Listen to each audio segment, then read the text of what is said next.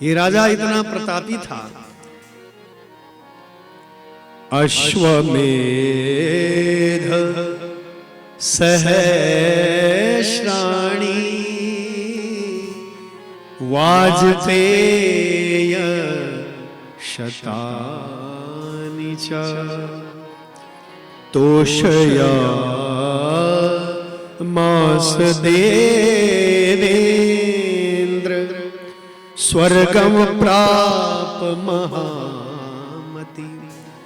अश्वमेध सहस्राणि, हजारों हजारों अश्वमेध यज्ञ कर लिए। सुन लो, वाजपेय शतानि च, वाजपेय यज्ञ 100 सैकड़ों वाजपेय यज्ञ कर दिए और कहते हैं सीधे स्वर्ग पहुंच गया।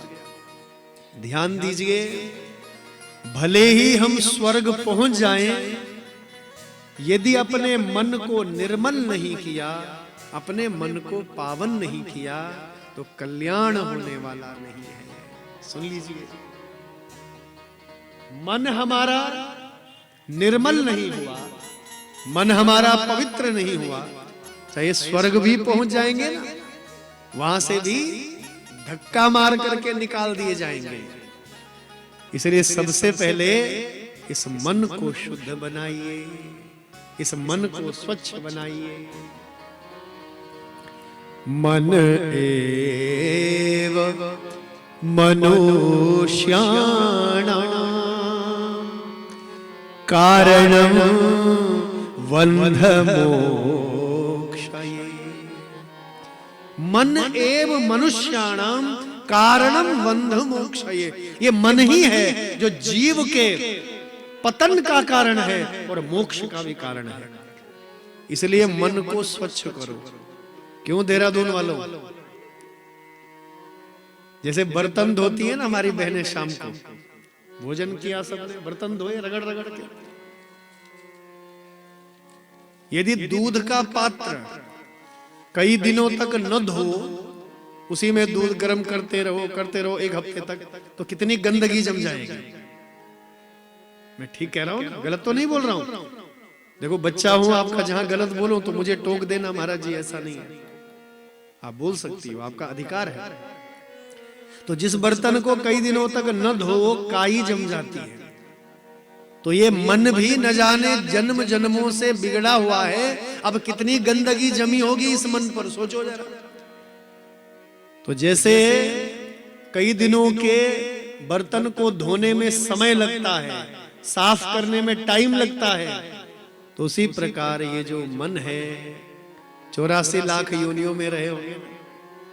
क्यों जी, 84 लाख योनियों में रहे।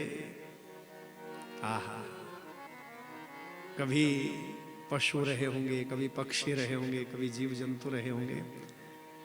ये मन जन्म जन्मों का बिगड़ा हुआ है। तो आज मनुष्य योनि में ये मन जो है ये बिगड़ा हुआ है, तो उसको स्वच्छ करना पड़ेगा। सत्संग से, भगवान के भजन से, भगवान की कथाओं से इस मन को निर्मल करो। मन एव मनुष्याणां कारणं बन्ध मोक्षये। ये मन ही है जो बंधन का भी कारण है और मोक्ष का भी कारण है।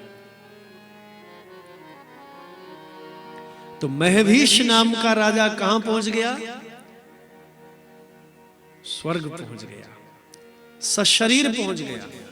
सब देवता उस महभीष राजा के दर्शनों के लिए आए। चलो भैया, चलो भैया, जरा दर्शन करें, कैसा महापुरुष है वो। इसने इतने बड़े बड़े यज्ञ किए। अश्वमेध सहस्राणि वाजपेय शतानि च। इसने सैकड़ों वाजपेय यज्ञ किए, हजारों अश्वमेध यज्ञ किए। वो कितना धर्मात्मा पुण्यात्मा होगा। चलो जरा जा करके देखें। आहा, तो सब देवी देवता दर्शनों के लिए आए। तो वहां देखने कौन आई? देवी देवताओं के साथ महारानी गंगा जी आई। सुन लो, आज गंगा जी की कथा सुन रहे हैं। आज मकर संक्रांति है ना, आज गंगा स्नान का बड़ा महत्व है और आज के दिन गंगा जी की कथा भी हम लोग सुन रहे हैं। तो कौन आई वहां? अरे बोल किले नहीं, कुछ तो बोला। कौन आई? गंगा मैया आई। गंगा मैया बड़ी अलौकिक है। पापापहारी दुरितारि तरंग धारी, शैल प्रचारी गिरिराज गुह विदारी, झनकारी कारी हरिपाद रजोपहारी, गांगम पुनात सततम शुभकारी वारी। गंगा जी क्या है? शुभकारी वारी, शुभ करने वाली है, कल्याण करने वाली है। तो महारानी गंगा जी भी आई। उसको बहता हुआ जल मत समझिए, वो देवलोक की देवी है, वो त्रिपुरा सुंदरी है महारानी गंगा जी। तो महारानी गंगा जी भी वहां इस राजा महभीष को देखने आई। सब देवी देवता है, चलो भैया हम भी देखें। तो महारानी गंगा जी जब आई तो क्या घटना घटित हुई देखिए। एक हवा का झोंका आया, एक हवा का झोंका आया, और महारानी गंगा जी ने जो साड़ी का पल्लू लिया हुआ है अपने माथे पर। मेरी बहनों, जब भी कथा में आओ, सत्संग में आओ, साड़ी का पल्लू माथे पर रखना चाहिए। अरे कथा सुना भाई, अब नहीं रखा पल्लू, देखो देखो, अब बैठ गए रखना। मंदिर जाए, कहीं भी जाए, याग बुढ़िया जी थे बोले बुआरी गुजर नंगू मुंड वो सीधा डंडा लगूंगा खोपड़ी पाड़ी, खबरदार बुआरी तुम्हारा क्यों नंगू मुंड रखे। तो भैया ये कथाएं नहीं है, ये दर्शन है। नारी का जो सुहाग है, मांग लंबी होनी चाहिए। बुरा मत मानो मेरी बहनों, आजकल उच्च लगो ना रंग कुछ पता नहीं क्या रंग, लिपस्टिक है कि क्या है, थोड़ा सा लगाएंगे। अरे भैया जितनी लंबी मांग होगी, सिंदूर होगी, कुमकुम होगी, उतना ही आपका भाग्य, आपका सुहाग अखंड रहेगा। तो मांग लंबी होनी चाहिए। तुमने देखा होगा दक्षिण भारत के लोग, यूपी बिहार के लोग नाक बिटनो सीधा पिछाड़े चुप रहते हैं, भरन मांग देखें तुम। बोलो हर हर गंगे, अरे जोर से बोलो। तो मांग कैसी होनी चाहिए? लंबी होनी चाहिए। हाँ, आजकल तो थोड़ा सा लगाएंगे यहाँ, बाबा पता नहीं चलो कहते हैं कि मांग भरी हुई। भगवान, अरे काहे की शर्म है? कोई चोरी कर रहे हो, कोई गलत काम किया है क्या? हाँ, मांग भरने में संकोच मत करो। हमारी जो नई नई बहनें हैं बड़ी लजाती हैं, मांग खूब भरी है। हाँ, लंबी मांग होनी चाहिए, वो आपके अखंड सुहाग का प्रतीक है। और मांग लंबी भर करके फिर उसको कपड़े से ढक दीजिए, पल्लू से आप उसको ढक दीजिए। नंगा सिर नहीं होना चाहिए, बहुत बड़ा दोष है। तो महारानी गंगा जी, इतने में क्या हुआ, एक हल्की हवा का झोंका आया और महारानी गंगा जी सफेद वस्त्र पहनती है ना माँ गंगा। माँ गंगा की कैसे वस्त्र हैं? श्वेत धवल वस्त्र हैं। तो माँ गंगा जी ने पल्लू लिया हुआ है। इतने में एक हवा का झोंका आया, माता का जो साड़ी का पल्लू है वो पल्लू खिसक गया। देखिए क्या हुआ, कितना विचित्र प्रसंग है। गंगा महानदी तत्र संस्थिता सेवितुम विभुम। गंगा महानदी तत्र संस्थिता सेवितुम विभुम।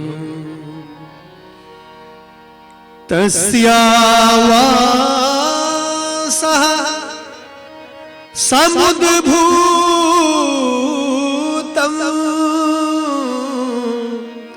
मारुतेन तरश्विना। मारुतेन तरश्विना। मारुतेन तरस्विना, मारुत यानी हवा, हवा के झोंके ने माँ गंगा जी के साड़ी के पल्लू को उड़ा दिया और साड़ी का पल्लू खिसक गया। और जैसे साड़ी का पल्लू खिसका तो वहां कौन है? राजा महभीष है। ध्यान देना जरा, इस पापी राजा का मन माँ भगवती गंगा जी के प्रति बिगड़ गया। देखिए ये मन को सुधारने की कथा हो रही है।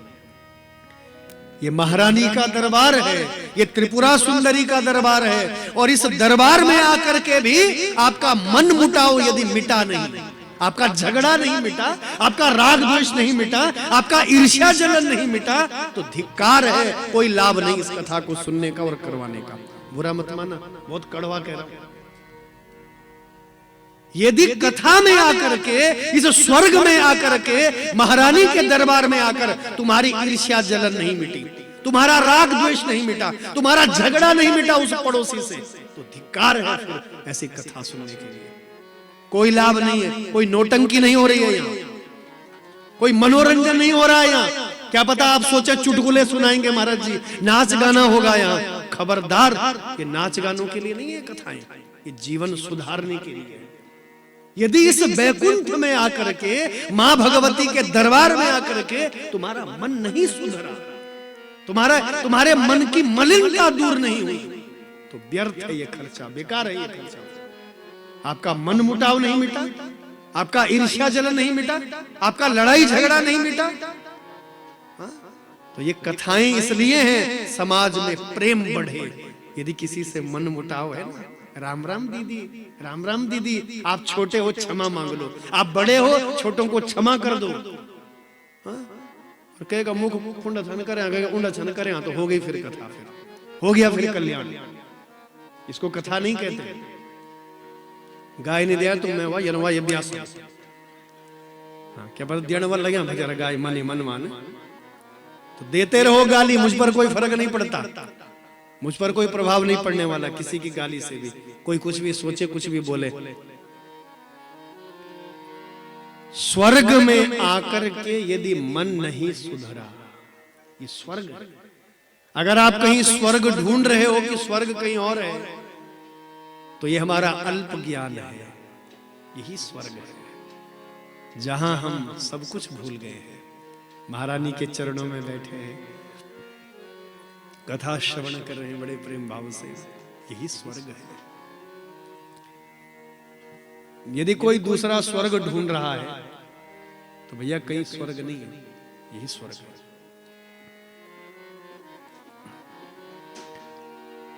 तो मां गंगा जी के साड़ी का पल्लू खिसक गया, इस पापी महभीष का मन बिगड़ गया। ये मन को सुधारने की कथा हो रही। कितनी अलौकिक है ये देवी, देखता रह गया। हाँ, देवता सब जान गए, मां गंगा जी कुछ नहीं कह पाई। अरे पापी, मैं तो जग जननी हूं, त्रिलोक की मां हूं मैं। हाँ? सब देवताओं ने श्राप दे दिया, अरे दुष्ट महभीष, तुझे इस स्वर्ग में रहने का अधिकार नहीं, तू यहां रहने योग्य नहीं, तेरा पतन हो जाए, श्राप दे दिया।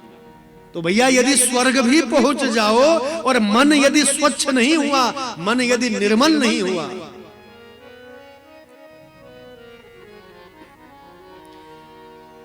तुमने आंगन नहीं बुहारा, चंचल मन को नहीं सुधारा, कैसे आएंगे भगवान, कैसे आएंगे भगवान।